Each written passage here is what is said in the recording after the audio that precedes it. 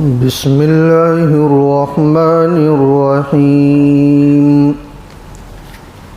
نحمده ونصلي على رسوله الكريم أما بعد فأعوذ بالله من الشيطان الرجيم بسم الله الرحمن الرحيم يوصيكم الله في أولادكم للذكر مثل حظ الأنثيين وقال النبي صلى الله عليه وسلم يا أبا هريرة تعلموا الفرائض وعلموه فإنه نصف العلم وهو ينسى وهو أول شيء ينزع من أمته أو كما قال عليه الصلاة والسلام اللهم صل على سيدنا ومولانا محمد وعلى آل سيدنا ومولانا محمد وبارك وسلم. قابل صد احترام بزرگوں اور دوستوں، ایک چیز ایسی ہے کہ ہر بندہ اس سے گھبراتا ہے، کوسوں دور بھاگتا ہے، جبکہ معلوم ہے کہ وہ چیز برحق ہے. دور بھاگنے سے، گھبرانے سے کوئی فائدہ نہیں ہے.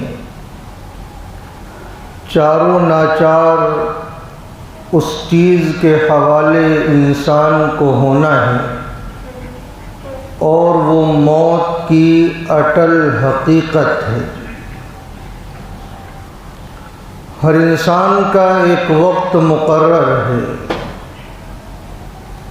کوئی انسان کتنا ہی موت سے دور بھاگنا چاہے، جب وقت میعاد آ جائے گا تو نہ ایک سیکنڈ ادھر ہو سکتا ہے نہ ایک سیکنڈ ادھر ہو سکتا ہے.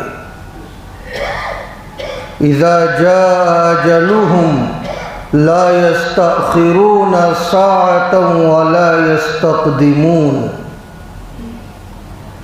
اور پروردگار عالم نے اسی حقیقت کا استحضار کرانے کے لیے بار بار قرآن کریم میں اس کی یاد دہانی کرائی ہے کہ ہم میں سے ہر ایک کو وقت مقررہ پر مر جانا ہے. یہ یاد دہانی اس وجہ سے کرائی گئی تاکہ انسان اپنی آنے والی جو اگلی زندگی ہے، جو ہمیشہ ہمیش کی زندگی ہے، جہاں کی کامیابی اصل کامیابی ہے، وہاں کے لیے یہ فکر مند ہو جائے. یہی دنیا آخرت کی کھیتی ہے. دنیا میں جس اعتبار سے ہم اعمال کریں گے، آخرت میں اس کے ثمرات اسی طرح ہم دیکھیں گے. اس لیے دنیا کی ایک ایک سانس، اس کا ایک ایک لمحہ، اس کا ایک ایک دقیقہ، اس کا گزرنے والا ایک ایک سیکنڈ اور منٹ ہمارے لیے بہت زیادہ اس اعتبار سے قیمتی ہے کہ کہیں کوئی ہماری سانس، کہیں کوئی ہمارا بڑھنے والا قدم، کہیں کوئی ہمارا بڑھنے والا ہاتھ، کہیں کوئی ہمارا گزرنے والا وقت اللہ کی نافرمانی میں نہ گزر جائے، جو آخرت کی تباہی اور بربادی کا ذریعہ بن جائے. ایک مرتبہ جہاں ہماری یہ آنکھیں بند ہو گئیں تو لاکھ ہم چاہ لیں دوبارہ آنے کے لیے اور اللہ کا فرما بردار بندہ بننے کے لیے ہمیں موقع دوبارہ نہیں مل سکتا۔ یہ ہمارا اتنا قیمتی وقت چل رہا ہے۔ کامیاب ترین وہی انسان ہیں جو اپنے اوقات کا صحیح استعمال کر لے۔ اس لیے اس حقیقت کو یاد کرایا، کل نفس ذائقۃ الموت، ہر نفس کو موت کا مزہ چکھنا ہے۔ وَنَبْلُوكُمْ بِالشَّرِّ وَالْخَيْرِ فِتْنَةً، اور ہم تمہیں شر اور خیر کے ذریعے آزمائیں گے۔ اللہ کی آزمائش کے ہم حوالے ہیں۔ یہاں ہمیں خوشی بھی ملے گی، ہمیں غم بھی ملے گا، یہاں تنگ دستی بھی ہمارے ساتھ لاحق ہوگی، فراوانی ہمارے ساتھ آئے گی، ہم فقیری کا دور بھی کبھی دیکھیں گے، ہم غریبی کا، ہم مالداری کا بھی دور دیکھیں گے، یعنی مختلف قسم کے احوال ہمارے اوپر اللہ کی طرف سے بھیجے جائیں گے۔ جس کو ہم خیر سمجھیں گے تو کبھی ہم شر سمجھیں گے، لیکن کامیاب وہی ہوگا جو ہر حال میں اللہ سے راضی ہوگا،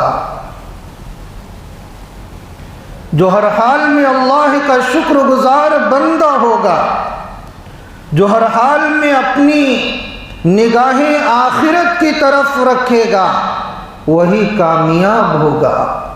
وَإِلَيْنَا تُرْجَعُونَ، اور ہماری ہی طرف تم سب کو لوٹ کر آنا ہے۔ کتنے ہمارے ساتھ اٹھنے بیٹھنے والے تھے،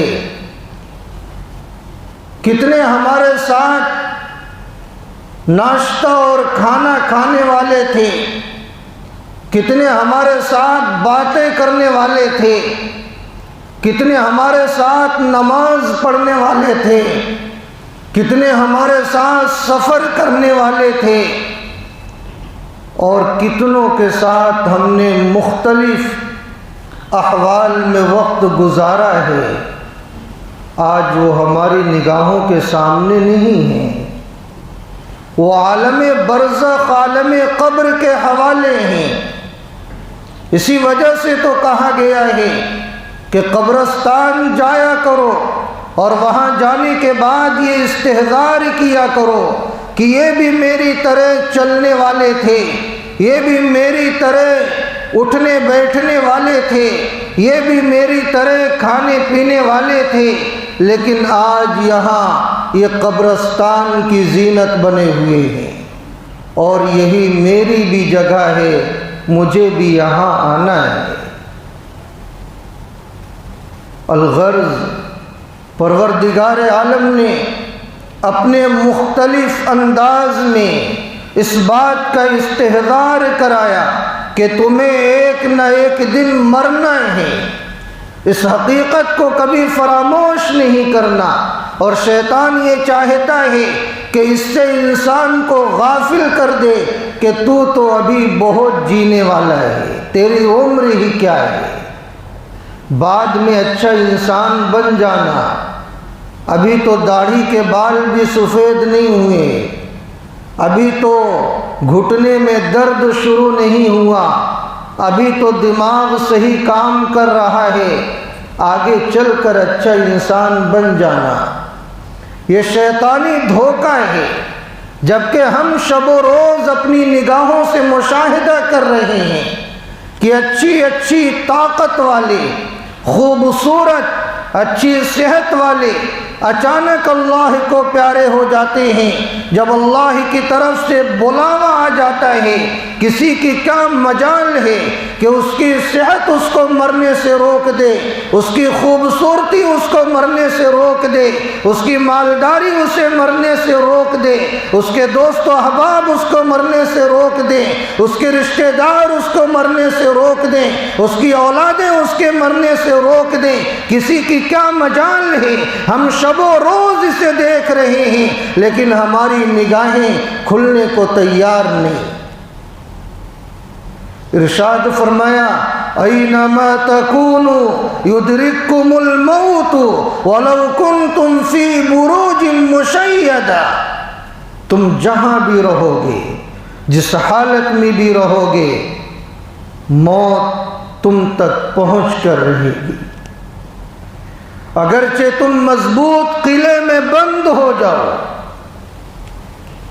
اس کی تفسیر میں یوں کہا جا سکتا ہے، آپ آسمانوں کی بلندیوں میں کیوں نہ چلے جاؤ، پہاڑ کی کوکھ میں کیوں نہ چلے جاؤ، سمندروں کی تاریکیوں میں کیوں نہ چلے جاؤ، آپ جہاں مرضی وہاں چلے جاؤ، جب موت کا وقت آ جائے گا تو موت کے فرشتے کو وہاں پہنچنے سے کوئی چیز رکاوٹ نہیں بن سکتی۔ اس لیے ارشاد فرمایا قل، اے میرے نبی صلی اللہ علیہ وسلم لوگوں سے کہہ دیجئے، ان الموت الذی تفرون منہ فإنہ ملاقیکم، کہ بے شک وہ موت جس سے تم بھاگتے ہو وہ موت تم سے ملاقات کر کے رہے گی۔ آپ موت سے بھاگ رہے ہیں اور موت آپ کا پیچھا کر رہی ہے۔ جس وقت موعود آ جائے گا وہ موت کا شیر تمہیں اپنے پنجے میں دبوچ لے گا، پھر کیا ہوگا؟ ثم تردون الی عالم الغیب والشہادہ، پھر وہ موت تمہیں پہنچائے گی، لے کر کے جائے گی کہاں؟ اس ذات کی طرف جو حاضر اور غائب کو جانتا ہے، جو ہر عمل سے واقف ہے، چاہے تم نے تنہائی میں وہ عمل کیا ہو، چاہے تم نے علانیہ کیا ہو، چاہے تم نے وہ عمل تاریکیوں میں کیا ہو، چاہے تم نے وہ عمل روشنی میں کیا ہو، چاہے تم نے وہ عمل بلندیوں میں کیا ہو، چاہے تم نے وہ عمل پستیوں میں کیا ہو، اللہ ہر عمل کو جانتا ہے۔ فَيُنَبِّئُكُم بِمَا كُنتُمْ تَعْمَلُونَ، وہ اللہ تمہیں بتلا دے گا جو کچھ تم کیا کرتے تھے۔ ذرا سوچئے یہ کیسی حقیقت ہے۔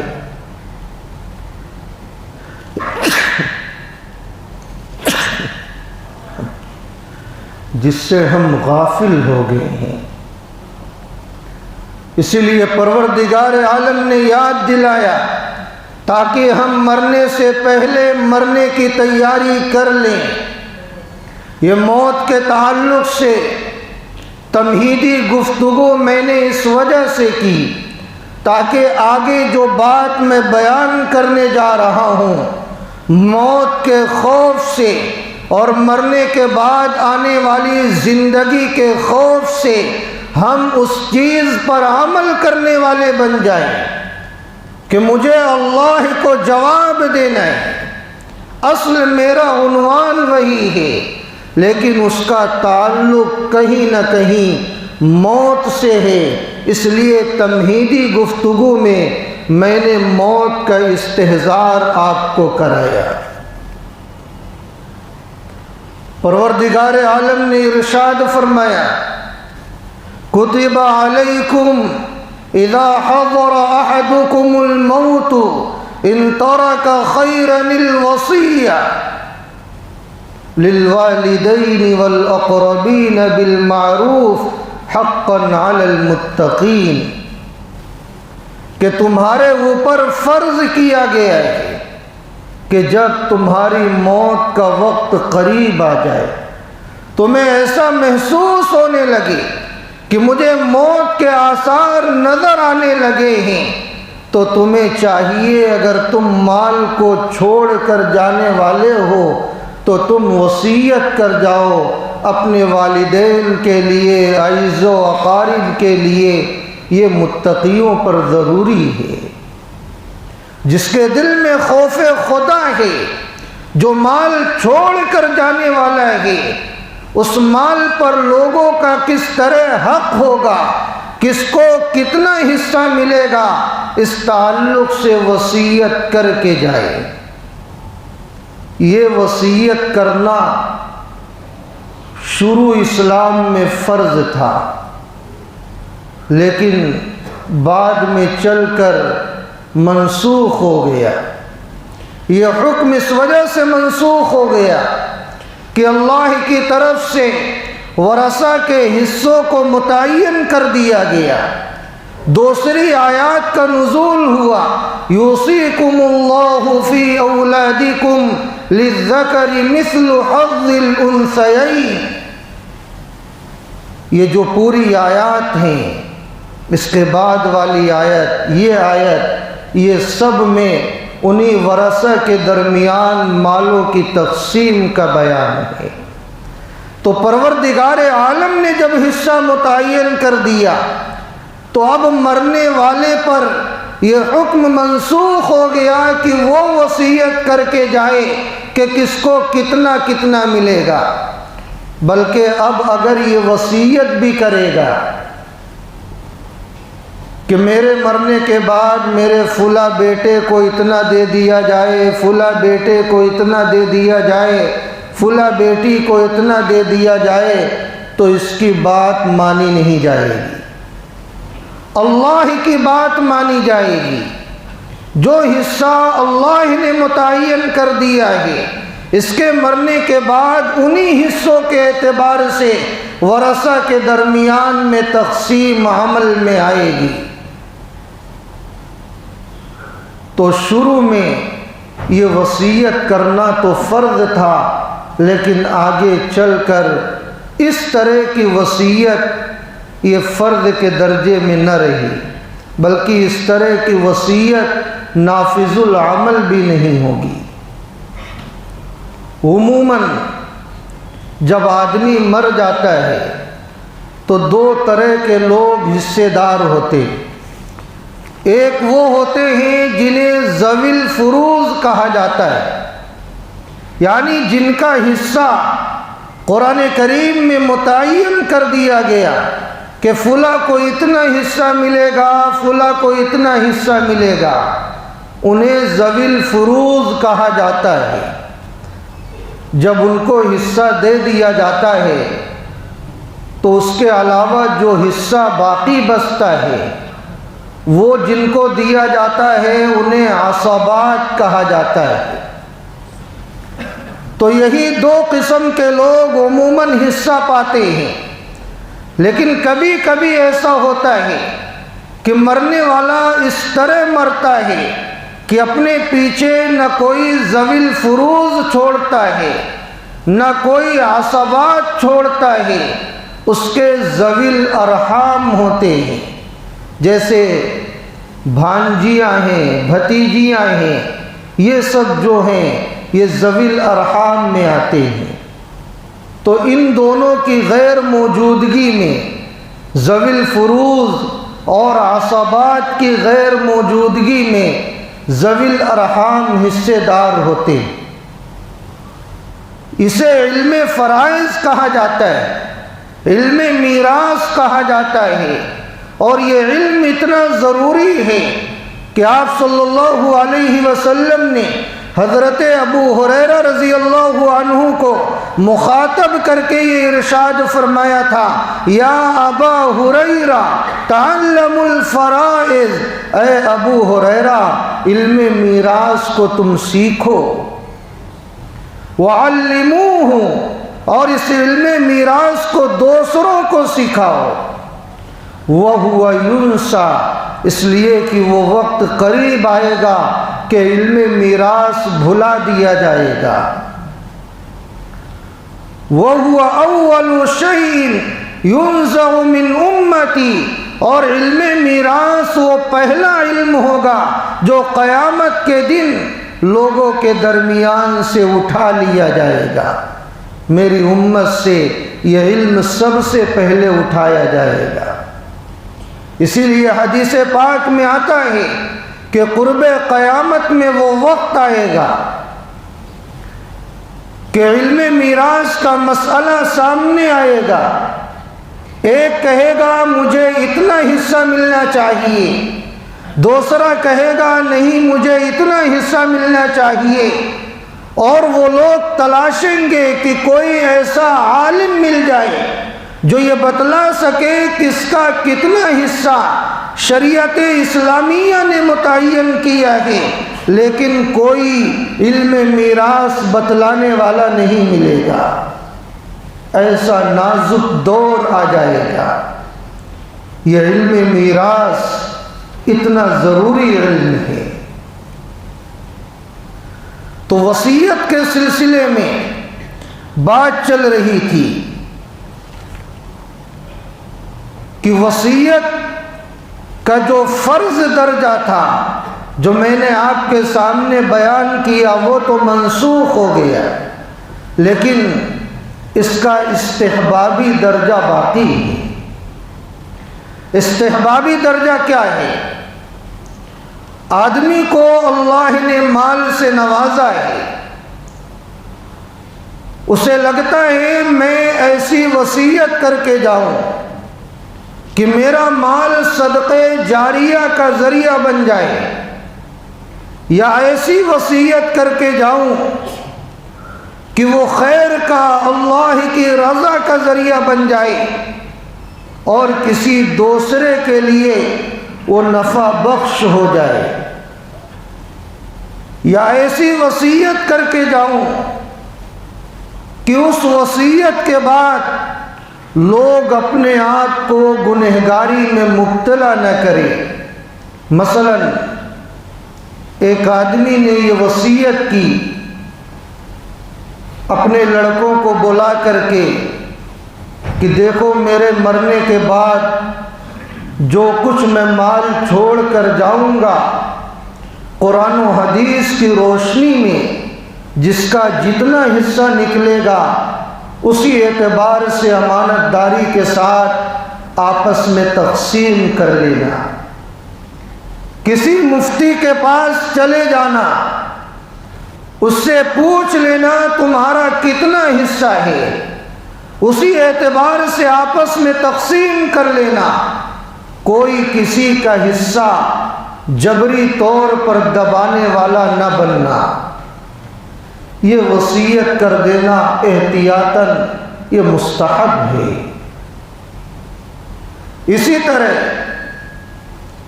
ورثہ کے علاوہ کسی کے ساتھ آپ کا دوستانہ تھا، گہرا تعلق تھا، کسی کی دل میں عقیدت تھی، کسی کے آپ خیر خواہ تھے، آپ نے زبانی یا تحریری آپ نے یہ وصیت کی کہ میرے بعد فلاں کو میرے مال میں سے اتنا اتنا دے دینا. اب یہ وصیت کرنا گرچہ مستحب تھا، لیکن جب وصیت ہو گئی تو ورثہ کے ذمے اس وصیت پر عمل کرنا یہ فرض کے درجے میں ہو گیا. یہ اللہ نے مرنے والے کو اختیار دیا ہے، لیکن اس کے لیے یہ شرط ہے کہ وصیت کا نفاذ تہائی مال میں ہوگا. یعنی مرنے والا جو کچھ مال چھوڑ کر گیا ہے اس کا 3 حصہ کیا جائے. ایک حصے کے اندر وصیت کا نفاذ ہوگا، یعنی تہائی مال میں سے وصیت نافذ کی جائے گی.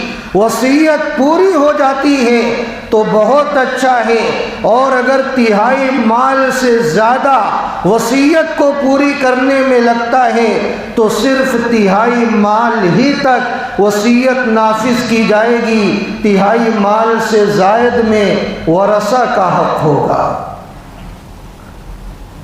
تو کسی اور کے لیے بھی ہم وصیت کر سکتے ہیں. ورثہ کے ذمے ضروری ہے کہ اس وصیت پر عمل کریں، ورنہ سارے ورثہ گنہگار ہوں گے. یا مرنے والے نے یہ وصیت کی کہ میرے مرنے کے بعد میرے اس مال کو یا میرے اتنے مال کو فلاں مسجد میں دے دیا جائے، مدرسے میں دے دیا جائے، فلاں رفاہ عام کے کاموں میں لگایا جائے کہ سارے لوگ اس سے مستفید ہو سکیں، تو اس وصیت پر بھی عمل کیا جائے گا تہائی مال میں سے۔ تو یہ وصیت کا مستحب درجہ ہے، اور وصیت کرنے والا ثواب کا مستحق ہوتا ہے۔ ثواب کا اتنا مستحق ہوتا ہے کہ حدیث پاک میں آتا ہے من مات علی وصیتی علی سبیل، کہ جو شخص وصیت پر مرا، یعنی وصیت کر کے مرا، تو گویا وہ صراط مستقیم پر مرا۔ وسنتی، اور صرف صراط مستقیم پر نہیں بلکہ سنت کے مطابق اس کی موت آئی۔ ومات علی تقی وشہید، اور وہ وصیت کرنے والا جو وصیت پر مرا ہے، خیر کی وصیت کر کے گیا ہے، وہ تقوی اور طہارت پر مرا ہے اور شہادت کی موت مرا ہے۔ ومات مغفور لہ، اور اس حالت میں اس کی موت آئی ہے کہ پروردگار عالم نے اس کی مغفرت فرما دی۔ تو مرنے والا اپنے تہائی مال میں یہ حق رکھتا ہے کہ وہ وصیت کر کے جائے۔ تو جو وصیت کا مستحب درجہ ہے وہ میں نے آپ کے سامنے بیان کیا، اور بسا اوقات ایسا ہوتا ہے کہ وصیت ہمارے ذمے فرض اور واجب کے درجے میں ہوتی ہے۔ مثلا کسی کا قرض ہمارے اوپر ہے، ہم نے کسی سے قرض لے رکھا ہے، اور ہمیں ایسا لگتا ہے زندگی کا کوئی بھروسہ نہیں، پتہ نہیں میں وہ قرض ادا کر پاؤں گا یا نہیں، اور آپ مال چھوڑ کر اس دنیا سے جانے والے ہیں، تو آپ کے ذمے یہ فرض اور واجب ہے کہ آپ وصیت کر کے جائیں کہ فلاں کا میرے اوپر اتنا قرض ہے، اگر میرا انتقال ہو گیا تو میرے مال میں سے میرا قرض ادا کر دیا جائے۔ اسی طرح آپ کے پاس کوئی امانت ہے،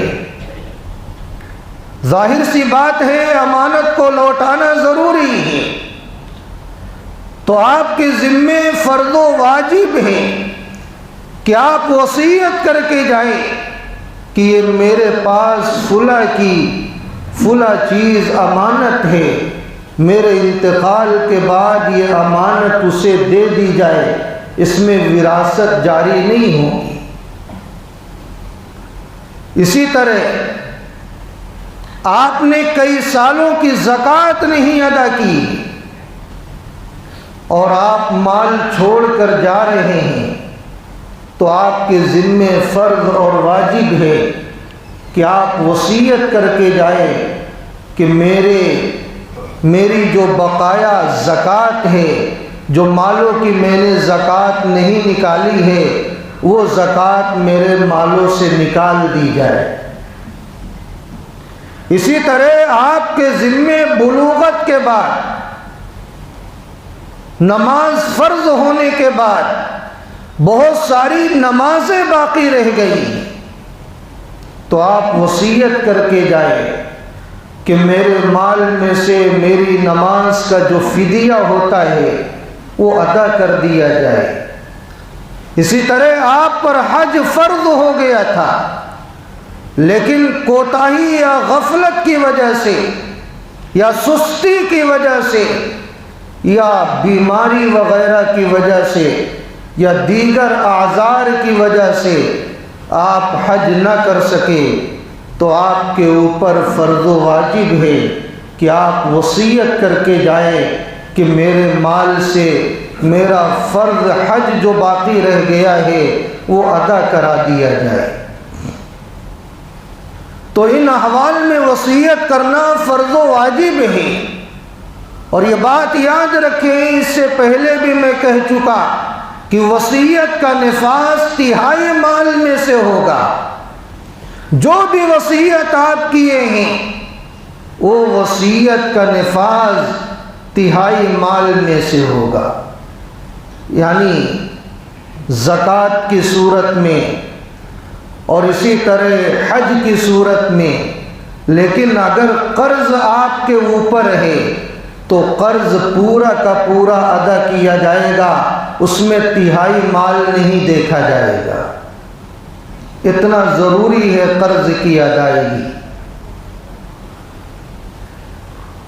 آج کل وراثت میں ہمارے معاشرے میں ایک بہت زیادہ برائی عام ہوتی جا رہی ہے۔ جب بھی کسی کا انتقال ہوتا ہے تو لوگ اموال کو جو ورثہ ہیں تقسیم تو کرتے ہیں، لیکن شریعت کی روشنی میں جس طرح تقسیم ہونا چاہیے اس طرح تقسیم نہیں کیا جاتا۔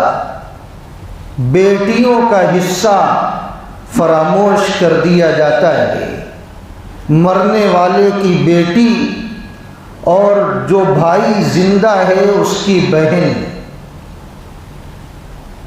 جبکہ میں آپ کو بتلاؤں کہ بہنوں اور بیٹیوں کا حصہ، یہ میں جو بہن کہوں تو میت کی بہن نہ سمجھیے، بلکہ زندہ رہنے والے بھائی کی جو بہن ہے وہ مرنے والے کی بیٹی، اور اسی کی جائیداد میں اس کا حصہ ہے۔ چونکہ بھائی بعد میں غافل ہوتا ہے اور بھائی ہی دغا بازی کرتا ہے، اس وجہ سے میں بہن کہہ رہا ہوں۔ تو اس بیٹی اور بہن کا حصہ اللہ رب العزت نے اتنی مضبوطی اور استحکام کے ساتھ بیان کیا کہ جس طرح بیٹوں کا حصہ، بھائیوں کا حصہ بیان کیا، اسی طرح بیٹیوں اور بہنوں کا حصہ بیان کیا ہے، اسی مضبوطی کے ساتھ۔ کوئی کسر اللہ نے نہیں چھوڑی، بلکہ یہ اگر کہا جائے تو بہتر ہوگا کہ بھائیوں سے زیادہ تاکید کے ساتھ اللہ نے بہنوں کا حصہ بیان کیا ہے، اس لیے کہ بھائیوں کا حصہ بیان کرنے کے لیے، متعین کرنے کے لیے اللہ نے جو بات سمجھائی ہے وہ بہنوں کا حصہ بیان کر کے سمجھائی۔ کس طرح؟ ارشاد فرمایا للذکر مثل حظ الانثیین، کہ مرد کے لیے، لڑکے کے لیے، بھائی کے لیے دو بہنوں کے برابر حصہ ہے۔ تو دیکھیے حصہ کس طرح سمجھایا۔ بھائی کا حصہ، بیٹے کا حصہ دو بیٹیوں، دو بہنوں کے برابر ہے۔ معلوم یہ ہوا یہاں بہنوں کا حصہ متعین ہے۔ جب تو کہا جا رہا ہے کہ دو کے برابر ہے، پتہ یہ چلا جتنا دو بہنوں کو حصہ ملے گا اتنا اکیلے ایک بھائی کو ملے گا۔ دو بیٹوں کو ایک بیٹے کو جتنا حصہ مل رہا ہے، دو بیٹیوں کو اتنا حصہ ملے گا۔ یعنی اگر 2 روپے ایک بیٹے کو مل رہے ہیں تو ایک بیٹی کو 1 روپیہ ملے گا۔ 1 روپیہ اگر ایک بیٹے کو ایک بھائی کو مل رہا ہے تو 50 پیسہ ایک بہن ایک بیٹی کو ملے گا۔ اللہ کا فضل تو دیکھیے کہ پروردگار عالم نے بیٹیوں کو بھی حصہ دلایا اسی مضبوطی کے ساتھ، اور بیٹوں کو بھی حصہ دلایا اسی مضبوطی کے ساتھ، بھائیوں کو حصہ دلایا اسی مضبوطی کے ساتھ، بہنوں کو حصہ دلایا اسی مضبوطی کے ساتھ، اور بھائیوں اور بیٹوں کو تو اللہ نے 2 گنا کر دیا۔ اس کے باوجود یہ عالم ہے کہ ہم اپنی بہنوں کو حصہ نہیں دیتے۔ کتنے گناہ کا کام ہے، بالکل صریح حرام ہے۔ آج ہم نماز تو پڑھتے ہیں لیکن اپنی بہنوں کا حق دبائے ہوئے ہیں۔ ہماری دعائیں کیسے قبول ہوں گی؟ ہم اسے حرام ہی نہیں سمجھتے، اور معاشرہ تو اتنا بگڑ چکا ہے اور لوگ اس طرح بہنوں کا حق دبا دبا کر کھا کھا کر اس کے عادی بن چکے ہیں کہ اگر کوئی بیچاری بہن اپنے بھائی سے کہتی ہے کہ میرے ابو اور امی کی جائیداد میں، ان کے چھوڑے ہوئے مال میں میرا جو حصہ نکل رہا ہے وہ مجھے دے دے، تو جانتے ہو وہ بھائی اسے گستاخ سمجھتا ہے۔ وہ بھائی یہ سمجھتا ہے میری بہن نے میری شان میں گستاخی کر دی۔ وہ بھائی یہ سمجھتا ہے میرے بہن کے دل میں میری محبت نہیں۔ وہ بھائی یہ سمجھتا ہے کہ میری بہن میری خیر خواہ نہیں۔ کیا ہو گیا ہے؟ ارے بہن نے اپنا حصہ مانگا، کون سا جرم کر دی؟ وہ حصہ اللہ ہی نے اسے عطا کیا ہے، وہ حصہ اللہ ہی نے متعین کیا ہے، وہ اس کا اپنا حصہ ہے، وہ اپنا حق مانگ رہی ہے، وہ تیرا مال تو نہیں مانگ رہی کہ تجھے برا لگنا چاہیے، بلکہ تیرے ساتھ خیر خواہی کر رہی ہے۔ اگر وہ اپنا حصہ نہ مانگتی اور تو دبا کر بیٹھ جاتا تو قیامت کے دن تو مجرم بن کر آتا، اس کا وبال تیرے سر ہوتا۔ اور جانتے ہو کیا وعید ہے؟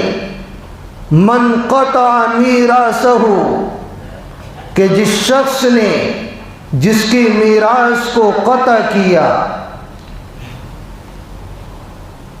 قطع میراثہ من الجنت یوم القیامہ، تو قیامت کے دن اس کا حصہ جنت سے کاٹ دیا جائے گا۔ گویا اگر کسی نے کسی کی میراث کو ہڑپ کر لیا تو جنت کا وہ حقدار نہیں ہو سکتا ہے۔ تو بہن نے اگر اپنا حصہ مانگی ہے تو وہ تیرے ساتھ خیر خواہی کی ہے۔ اور جانتے ہو یہ حصہ کتنا مضبوط ہے؟ بہت باریک مسئلہ میں بتلا رہا ہوں، غور سے سننا۔ آج کل بہنوں سے جو معاف کرایا جاتا ہے وہ بہن جبر یا دباؤ کی وجہ سے یا معاشرے کو دیکھتے ہوئے مجبور ہونے کی وجہ سے وہ اپنا حصہ لینے کے لیے تیار نہیں ہوتی۔ اس صورت میں بھائی کے لیے معافی نہیں ہو سکتی۔ اگر معاشرے کے دباؤ کی وجہ سے، بھائی کے دباؤ کی وجہ سے، بھائی کے بات نہ کرنے کے اندیشے کی وجہ سے، بھائی کے محبت نہ کرنے والی بہن کے اندیشے سے سمجھنے کی وجہ سے اگر بہن نے اپنا حصہ چھوڑا ہے تو وہ حصہ معاف نہیں ہوگا۔